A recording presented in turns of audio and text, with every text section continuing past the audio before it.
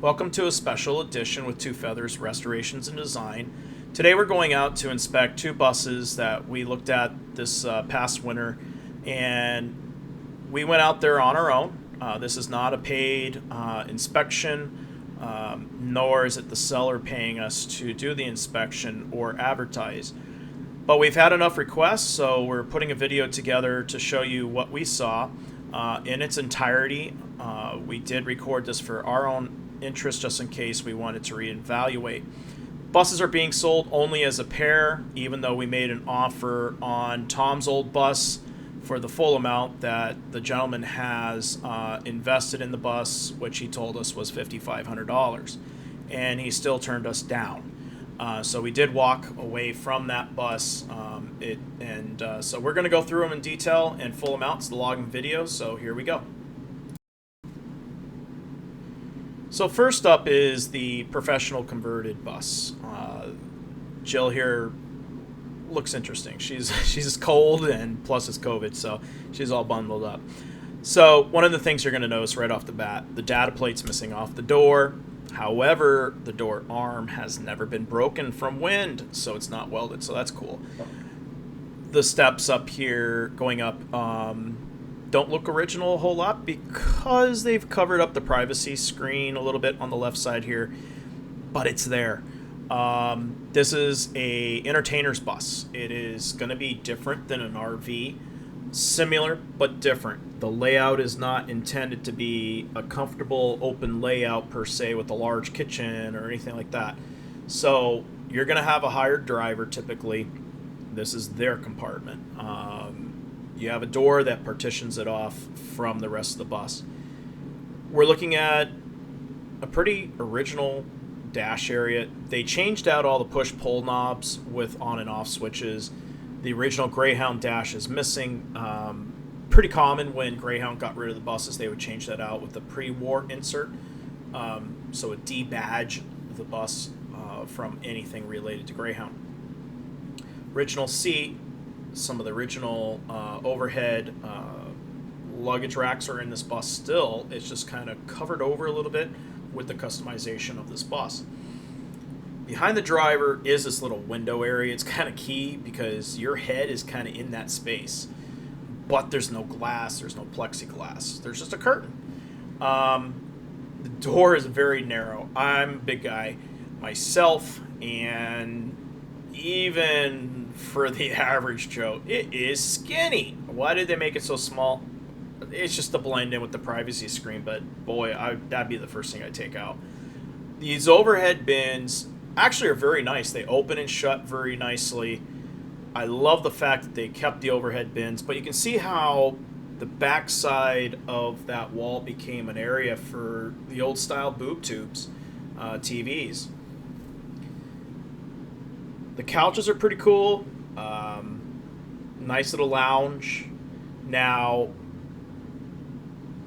you'll see there's going to be these little nooks and crannies that you'll see here below the TV, which is right on top of that couch area there. And then also right up directly above there near the ceiling is a little door. We'll see that later in the video. And it looks like they have these little snap things that went across where you could put a screen across there for some reason. Inside here, you'll see in a second here, these are in really good shape, these overhead bins. Carpeted, pretty nice. All the original hardware and everything is there. You can see the overhead lighting actually still in place. Whether or not those lights are supposed to still work, I don't know. Be kind of cool to make it be easier to see inside there. Yeah, it's some nautical style gauges here at one time. Original lighting. They did add some light here with that box type square box light, but for the most part, still nicely done. The company that did this conversion did a lot of Silversides as they came out of service. They gobbled them up, fixed them up into a professional coach, and off they went. This is kind of a cool little couch with a table.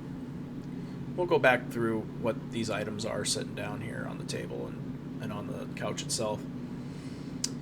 Now in this particular bay, we'll get a different angle here in a second. You'll see some of the headliner is starting to come down. This is a vinyl headliner. It is definitely showing its age. Now, this would have been done in the 60s when the bus came out of service. Most buses started coming out of service mid-60s, about 64, 63. This is definitely, for whatever reason, been pulled back. Not sure why, but it's probably because it started falling down and somebody wanted to investigate why is the ceiling pulling down. In order to replace all this ceiling, you got to pull out a lot of this cabinetry to do that. Well, while you're at it, you're going to want to do the floor. As we go further in here, you'll see the parquet flooring that's all bad. This is your liquor cabinet.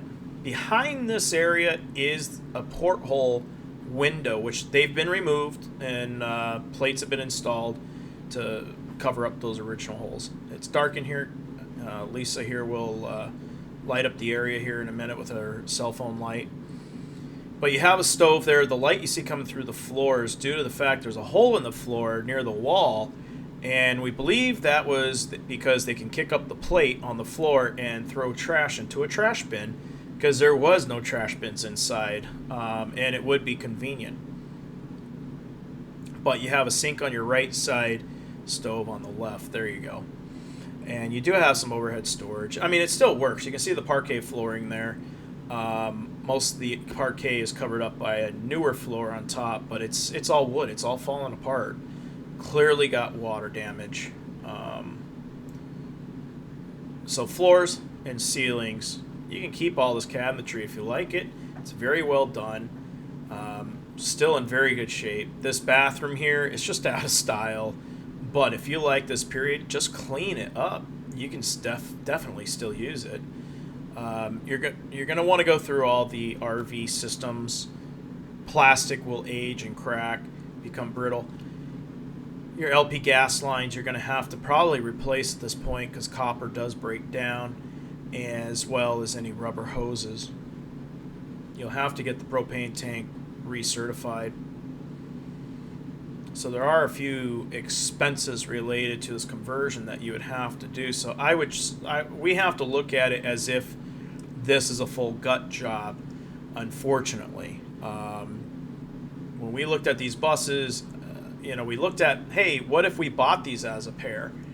But at the same time, what if we only bought one of these buses? And we made an offer both ways, as a pair and as individuals. We also told Chuck what we felt the values were really on these buses based on our experience with 25 years of auto appraising, both in the vintage buses as well as vintage cars. We've got a little bit of experience there, and our thoughts were he doesn't want these going to scrap. There's your parquet floor coming up pretty bad. He doesn't want these going to scrap, and it's getting to the point now where we're a couple months away from the deadline he told us that he had to have these things gone. And, supposedly the facility they're at is becoming a marijuana grow facility, in that he is closing his business for that, and that the building has been sold. So time is of the essence. Now, this is like a huge back closet here, even though it's kind of got a couch thing. You only have the 2 beds. It's not a traditional entertainer's bus where they're going to pack it full of bunk beds, but at least you got storage as far as clothing is concerned.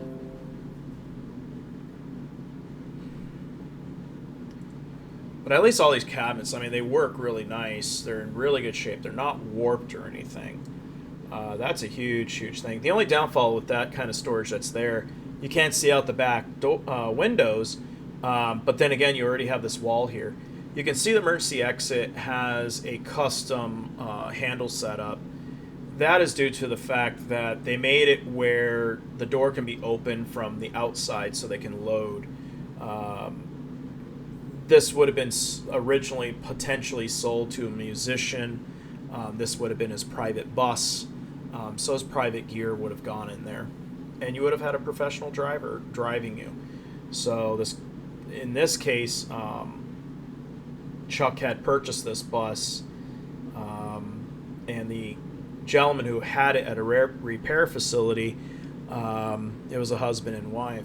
Cool Art Deco lights on the sides here, but yet you had a funky light that just didn't fit in with the Art Deco theme. So it's kind of a clash, but overall, still a very nice layout, nice parlor. But I would have loved to see that front entry there just a little bit wider. It would have made an interesting shape for a door, but there's a little bit more of that storage I was talking about.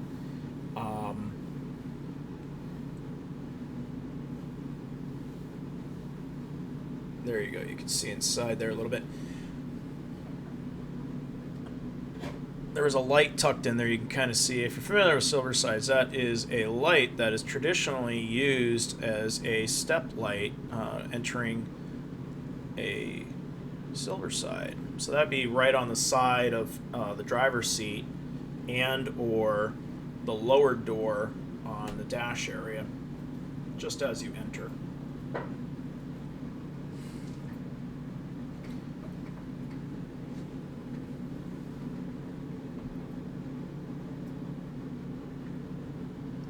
Now, we did not check to see if there was any shades that pulled down from the original layout of this bus or not.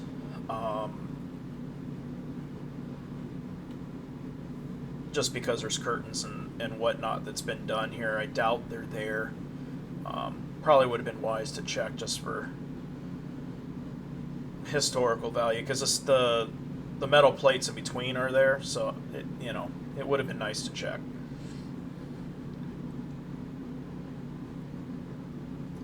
For historical value, there is some books here the previous owner had left. Our understanding is the guy who had this bus, that's actually got the actual mileage on it, the guy had a rebuilt motor and blew it up. It ended up at a shop out in Boston. Somehow Chuck is connected to the shop.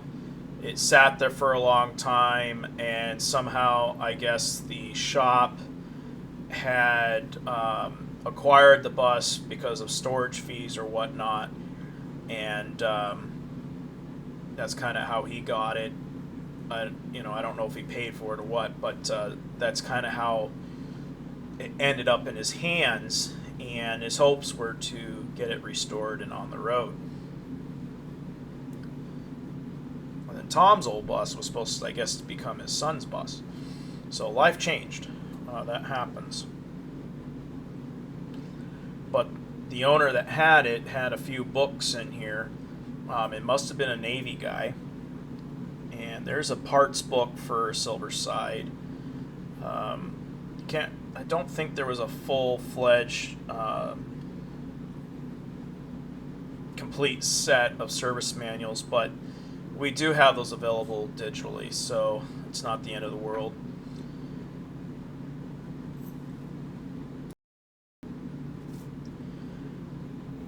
So up front here, you can see some additional gauges. The driver's lamp, or light, should I say, is there. Your two visors. Just a better view of the overall dash area. It's pretty complete, so if you're not worried about the Greyhound insert, you're good to go. But really nice. So we're going to jump over to Tom's old bus. You can see the step is out. It does work.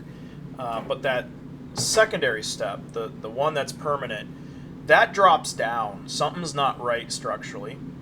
That needs to be addressed. You do have your original data plate the other bus doesn't have. So this door is set up the way it originally would be. It's just that somebody painted the dash area this brown, trying to give it an aged leathery type look. So this is original stock appearance overall.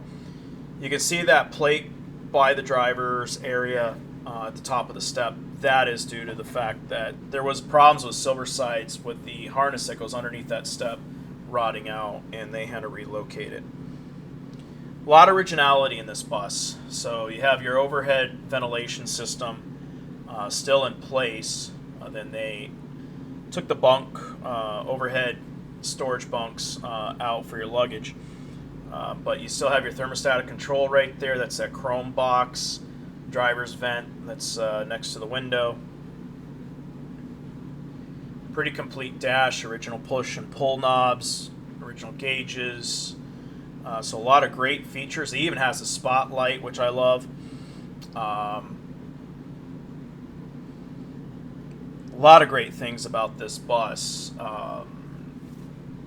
I'd hate to see this bus get crushed or parted out. It's got work, but dang, it's still a great bus. I would not want to see this one parted.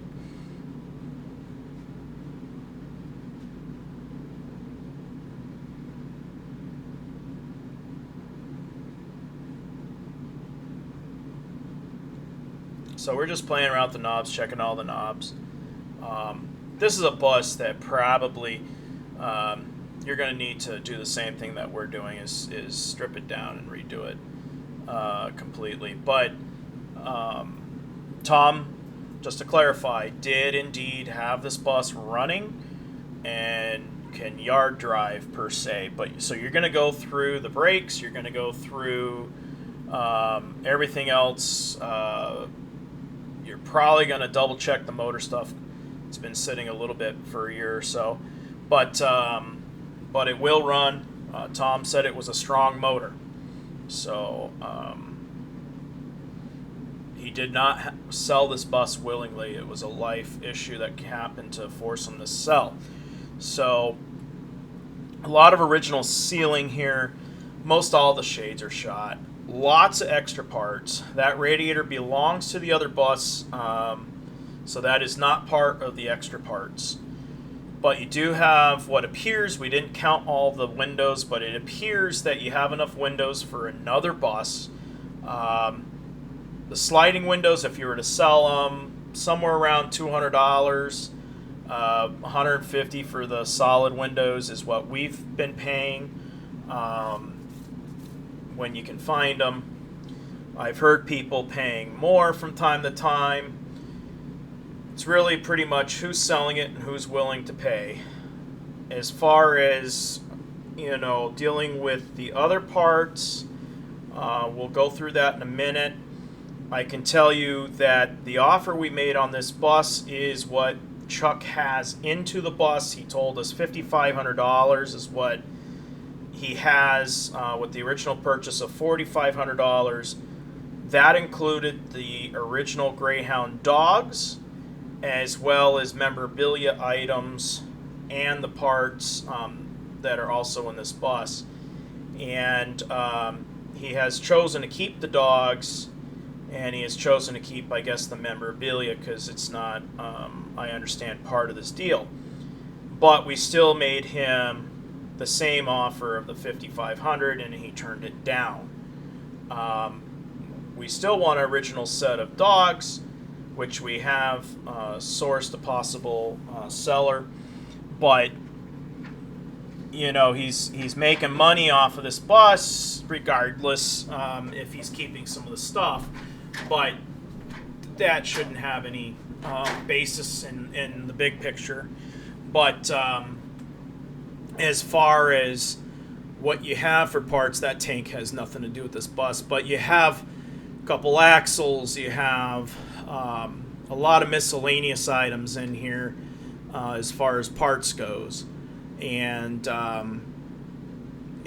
Jill's going to open up boxes here, and I'll just let you watch the full videos here as she goes through. You got a mirror there, you got horns, just a lot of different things, and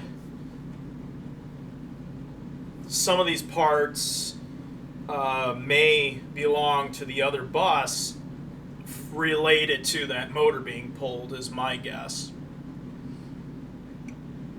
I know Chuck said there was stuff in the building, such as the transmission and miscellaneous parts, but I don't know if any of it made it into this bus outside of that radiator.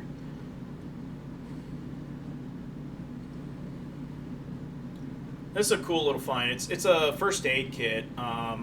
It is not the Silverside first aid kit, but it has all its stuff inside and some stuff that's got the plastic wrapper on. Obviously, you would never use it nowadays. It's all expired, but Still a cool little find. See it in a lot of the, I believe it's the 60s era buses. I'm not sure, but I liked it because it's embossed. I actually have one ourselves that I bought off eBay, but you know, I always see them with nothing in them. You might have it with the paper tag, and this one's all fully intact. It's really cool, but I'll always see it with different name, bus lines, information on the tags. Now, keep in mind these buses are for sale, $10,000. You can get a hold of us for Chuck's phone number. He wants these as a pair to go. Obviously, he knows just as much as I know that this bus here with the motor is easy to sell versus a bus with no motor. We've had quite a few people contact us, and I've been talking about trying to getting this video put together, but we've been gone for a couple months on the road and whatnot, and it's just been very time consuming with projects here in our shop. So sorry about getting the video out late, but better late than never, you know. So here's some more lights up top here that can maybe be used in this bus. A lot of those lights remind me of the lights that you see in a lot of the transit buses, actually. Roughly of the same era, especially the 50s.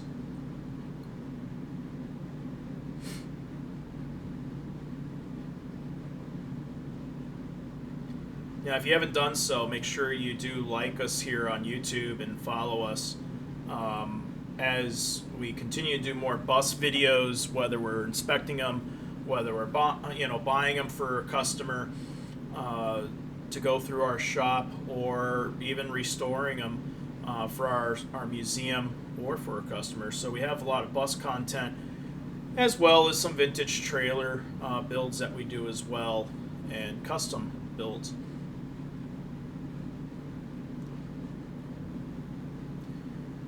On this box, Jill's is going to dig through and see what's in here. Chuck told us he bought a lot of stuff off of eBay, and we didn't find a whole lot of stuff in this bus.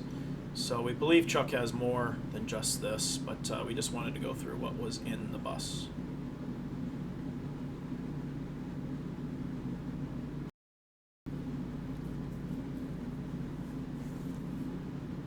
Also, while you're looking at this angle, you can see the back door has its original hardware as well. We did not find any extra hardware like that in this bus. I know somebody had asked, hey, in all those parts, was there any extra back door hardware? If we were to buy the two buses, can we put the other door back to original hardware? There is a possibility we may have access to hardware off of another parts bus. The only thing that you wouldn't be able to change is the fact that this second bus has an exterior handle, and that's going to leave holes in the trim, and so you would have to I would say that if this person that has this parts bus, if you're able to buy the entire rear door from them with the rear door hardware, that would be your best bet. Just swap the door out. But we would have to make a phone call and find out.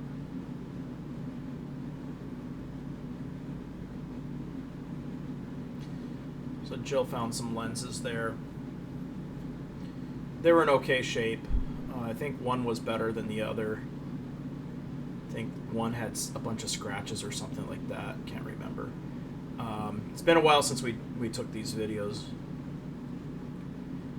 There's different gaskets, and some stuff just didn't really make sense to open. But you had some rings and stuff like that. This is the light that was for the overhead emergency exit light.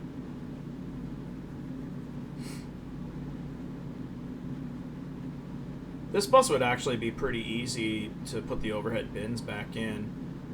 We have a fair amount of bin hardware. Actually, we have enough to do in the whole entire interior for a bus like this, but we just don't have the seats. and we just acquired a bus that is mostly fully seated, and it's only missing a small section of overhead bins. So you can see these original walls here. You can see where the armrests once were. And it was supposed to be brown, but you can see as it aged, there's a little bit of black mold growing there, dirt and grime.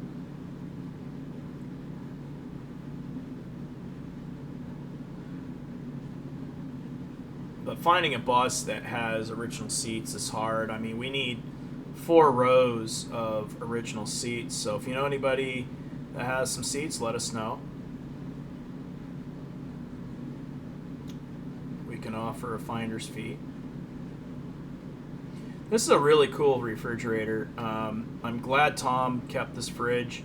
I don't know if I can't recall if he said he had cleaned out this interior or if Chuck had done it. But it is still a pretty cool refrigerator. I mean, it's got nice shape to it. I'd probably keep it in here. And I believe it was propane fired. So this is another eBay box that Tom had. All the paperwork was still here. These were more lenses.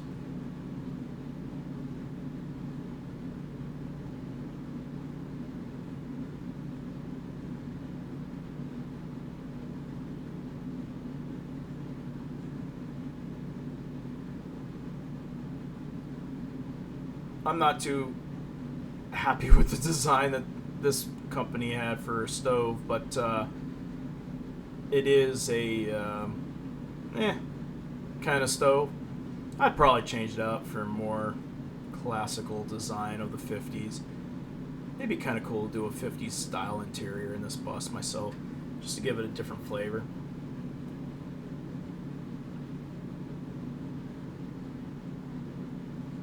So we got a little different angle here.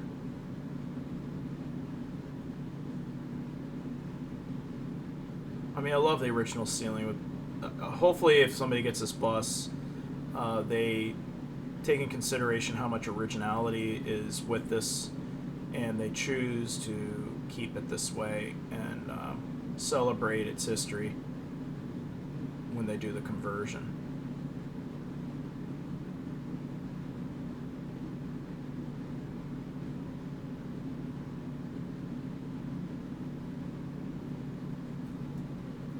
And here are some boxes that had engine parts in it. Do not know if it's a complete kit for an engine rebuild, but it had liners and pistons in there.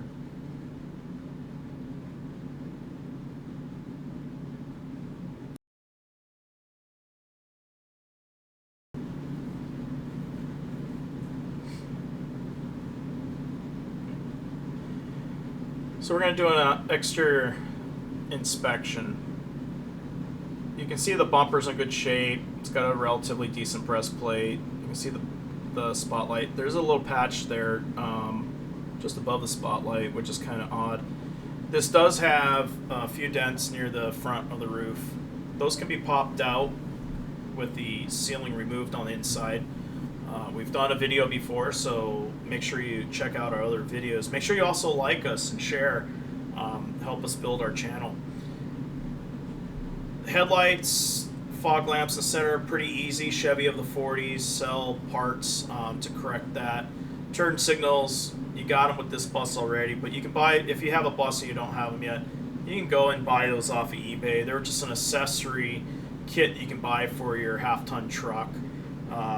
Nothing special. It's still a guide lamp. You can buy a double-sided lamp like we did for 65 bucks. There are some dings and dents. There's a roof gouge above that first slider you see there. It's between the ribs. You're going to have to cut that piece out, bend a piece of metal properly, and weld it in. That's the correct way to fix that spot because the metal is stretched. But other than that, the roof's pretty good. I mean, it's just the front. Around the destination sign, there is a little tiny little spot where a tree branch must have hit. The siding's in pretty good shape. You look at the back here, the doors are nice. Overall, it's a nice bus. I mean, you've got your clearance lights, your Michigan lights. Your medallion on the back here is just missing a lens. No big deal. You can go to pd3751.com and purchase a new stop lens. Those are now available. Jason and John up in Canada have purchased the molds from Mark, who did a restoration on his bus and had all the molds made. Note the radiator there, the low part screen, that had the corner piece that's original. We'll talk about that in a little bit. Door lines up really nice. No sag in this bus from what we can tell. Neither bus had sag.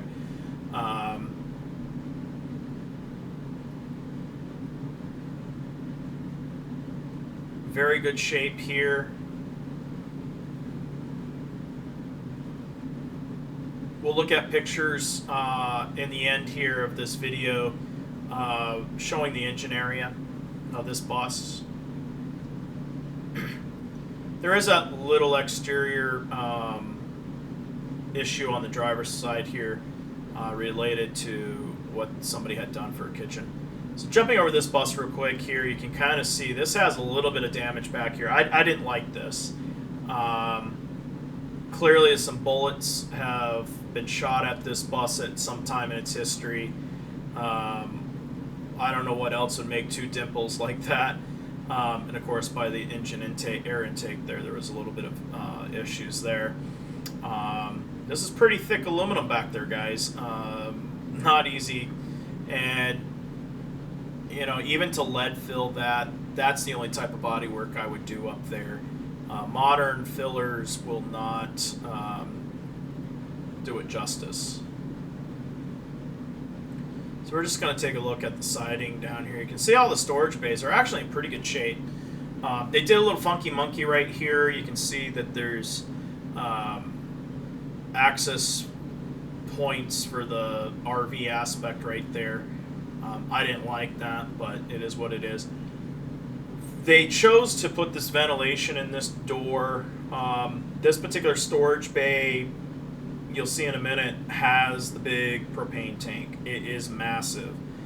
Again, this is a entertainer's bus. It is meant for the person to be in this bus for a very long period of time. You cannot go down to the filling station every couple days. It needs to last. That tank is humongous. It's going to last you a month on the road easily. If you're using it for heating and you're using it for cooking, it's got to last. We got some extra little parts in here, brake parts or whatever. I don't know if the brake shoes are removed so the bus can move. I don't know. All your water tanks in here, there's a filter right there coming from the fresh water tank. You can see how massive it is. It's one large fresh water tank on the left, black water on the right. You can see the valve right there on the left side. I mean, they're going to be on this bus for a good month at least and not have to stop anywhere. And that's what an entertainer's bus is all about. Here's the door handle to get into the bus. Still very nice, strong bus handle. It's off a car, of course. Down here they had some kind of lock at one time. Still nicely positioned. Bumper's pretty nice. All your lights are here. Your turn signals are a little different, so they're a little bit easier to see. Breastplate, it's missing. We didn't see it on the bus. Understand there isn't one. Check with the bus boys. I know they got a couple of them. You might be able to get Stan to sell you one, maybe. Clearance lights and the Michigan lights. Michigan lights are the center ones on the roof. Front and back, no longer the right ones. Well, actually, the front ones on this one have the original Michigan, but all the other ones are all wrong. At some point, you're going to be able to buy those off of the pd3751.com website. You will have to find the little metal pieces that hold in the corner clearance lights. That's the only thing that's not presently on books to be reproduced. Here we're talking about the portals. You can kind of see where they were. It was a signature piece that this bus conversion company did on their buses. Kind of a cool look, it's different, but everything's riveted in, so it's done very nicely. Pretty thick plate, but somebody went ahead and welded up the window holes. On the inside, they did cut a little bit of the original window frame. There's a little dent there. Again, cut it out, weld in a new piece of plate is the correct way to do that repair. The metal is stretched. You are not going to get that to shrink back into shape. And if you're a body person, you know what I'm talking about.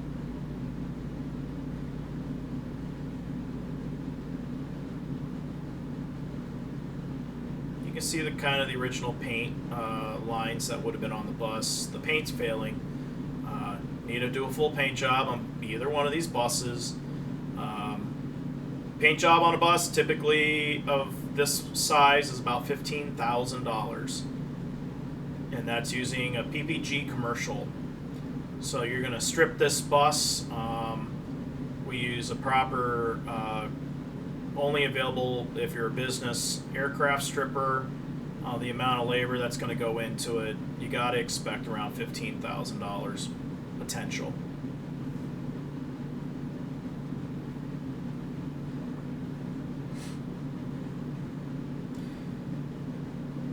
So all the air conditioning stuff has been removed.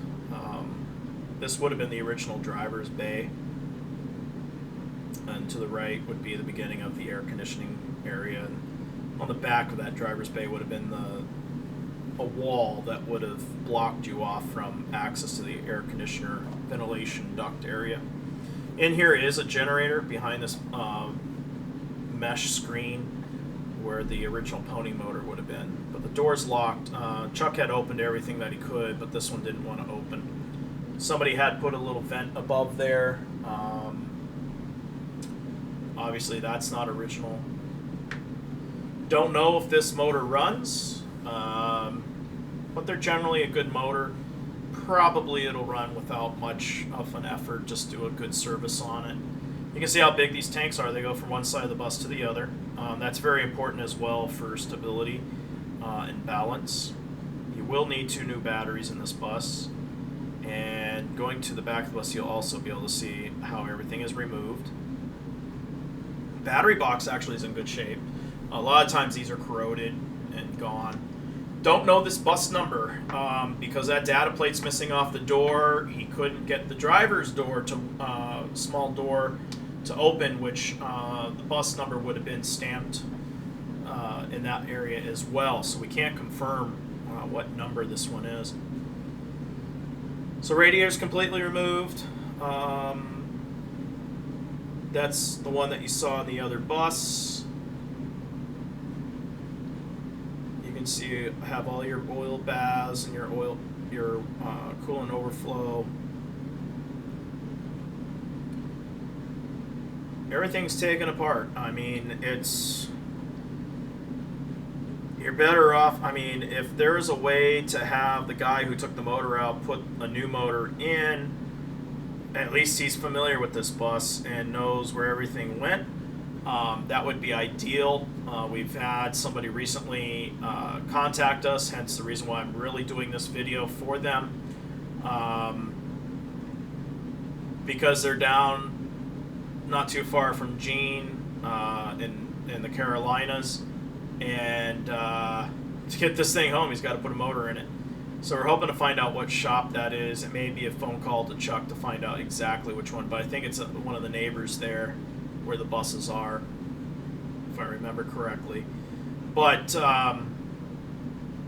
you can see the retrofit that was done here. All these bolts are dead giveaway that the aluminum plate's been removed out of this area, and a steel plate has been installed.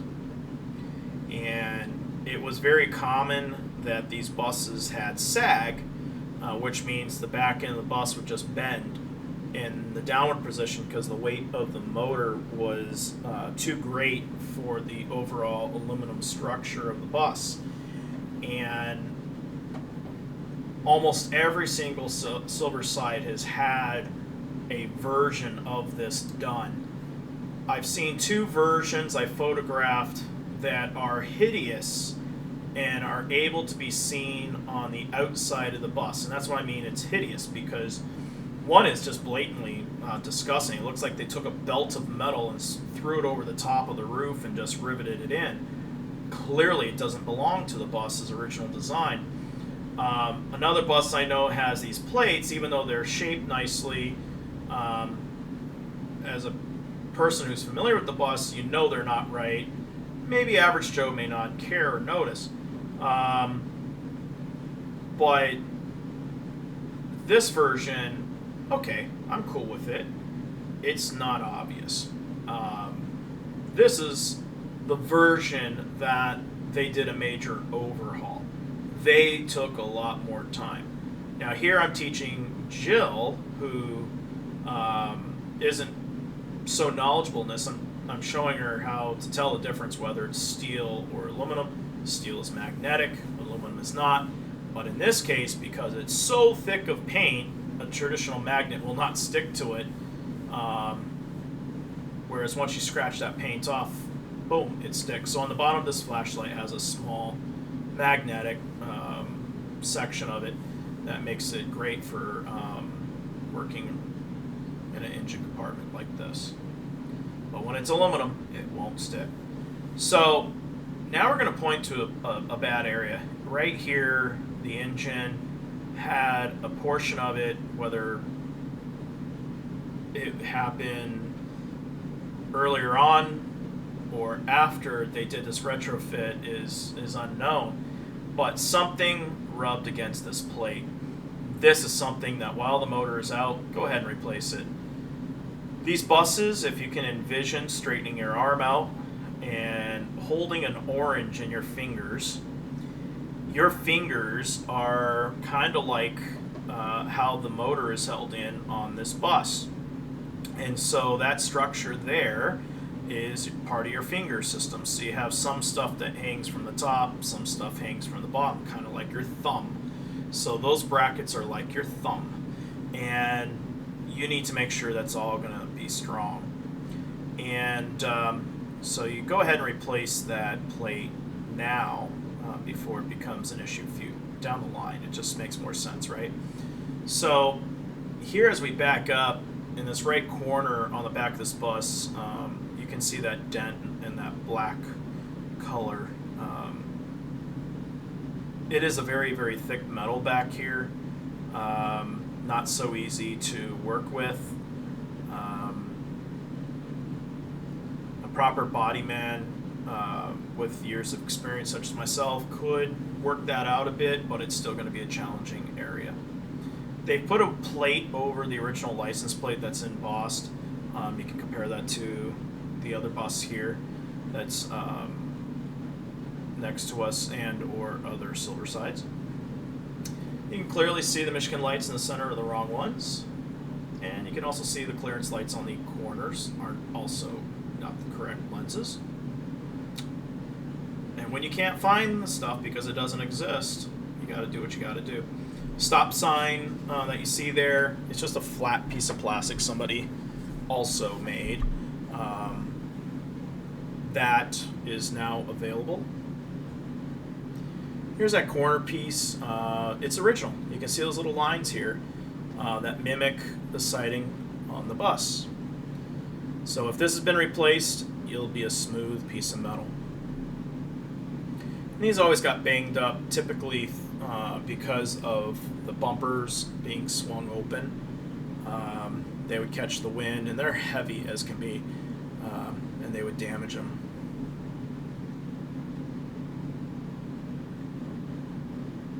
So on this bus, you have some really nice doors.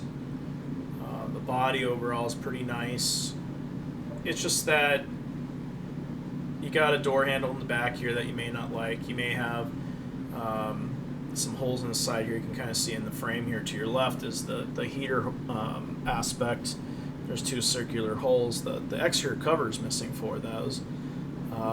There's a little bit of wear and tear on the siding, dimples or something, but that's expected. But you can see the lines here. There's no sag on this bus due to the retrofit. But it doesn't have a bunch of holes in the side of the bus, which is good. There's your dimples there. And here's the heater exhaust. A little bit more road rash there, probably from a tree branch or something. Siding's got a good sheen to it. So it's got a good survivor's patina. Probably can clean that up.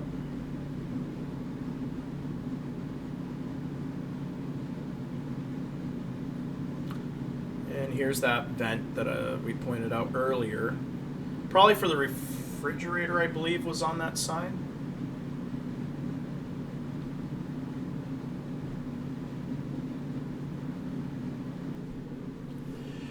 So while the siding's in great shape, the bus is overall good shape, you're going to have to still figure out what you think it's worth. We feel it's just a $2,000 bus at most with no motor. It's got an outdated interior as far as we're concerned. It needs to be gutted for a new client. We're going to jump over to these photos that are from Tom's bus so you can see the engine compartment. We didn't take video of it. We took photos. And it's a very complete motor because it runs. Tom's had it running, and while it might look a little grungy, very little work, I would think this bus would be driving home. If he's had it yard driving, you'll probably take it to a local mechanic. He'll go through the brakes, verify the air system, make sure the air compressor's doing everything it needs, and I'd have that shop do a DOT inspection. They're about $100, and that would mean that that shop has confirmed that the engine is running properly, all safety systems are functioning correctly, including the brake system. And that would be the go-ahead to go home, and a DOT inspection supersedes any state inspections that would be required. You can see here that little green box is actually an electric fuel pump. And it would make sense. Now, if you need help, we do have a shop near us. I believe they're about $96 an hour up in Gill, Massachusetts. And we can touch base with them, see what their work schedule's like. And we also have Red's Towing out of Chicopee, Massachusetts, who has a Landau. That's the only way you move these buses is a Landau. And we don't have to worry about the frame being damaged using a Landau. And they can transport it. We're only about an hour and a half from where these buses are located. And you can get them over here to that mechanic and let him do his job. And you can drive the bus home. As far as the bus with no motor, contact Gene Russell down in North Carolina. He can rebuild the motor. He's got 2 or 3 sitting there from a Silversides. And you know, if you hit us up at the right time, I've got to move a bus down in Alabama. It's possible that if he has it ready in time, I might be able to bring it back, or you can have it shipped up, and that shop can also install that motor. So there is a possibility of saving these buses. I don't know the time frame Chuck has, if it's still June, July of this year. But if you need some storage, we might be able to work something out here at the shop as well. So if you have any questions, get a hold of us at 413-223-5416 at extension 1. All right, I hope this video helps you guys out. Again, we purchased, or took this trip, should I say, for the sole mind of purchasing these buses, possibly for ourselves. And we made the offers, and we were turned down due to the fact he feels they're worth $10,000, and that's what he wants, and he wasn't willing to come down on that price. That was a while ago. Things may be different now that the time is coming to an end where he told us they had to be off the property. So best of luck, and any questions, feel free to give us a call.